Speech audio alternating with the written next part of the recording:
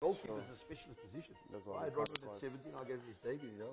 We had a foreign goalkeeper who didn't work out. And I said to Ron, I'm going to play you 5 games. I don't care if we lose 5 in a row, but you can play 5 games. And after the second game, I said, right, you're playing the rest of the season. Sure. Your team can win 5-0, Yeah. but your goalkeeper is going to have to make a save For your team. for their team to win 5-0. I always say to you, so we look at goalkeepers that play for teams that have been successful, but are they being tested? So if I look for a goalkeeper, they say, oh, we can get so-and-so from Sundowns. I say, well, I don't really want him. He doesn't really do much. So let's look at the guy that keeper's battling him. Sure. You mentioned SA goalkeepers, and I think of Egypt itself. With that rule where, you know, the top 3 leagues in Egypt is only Egyptian goalkeepers. And you take it back to look at what the problem was. They had Al-Hadri, who was, you know, about 40 years of age around that time. Never moved off his line. He never moved off his Remember, he didn't move off his line.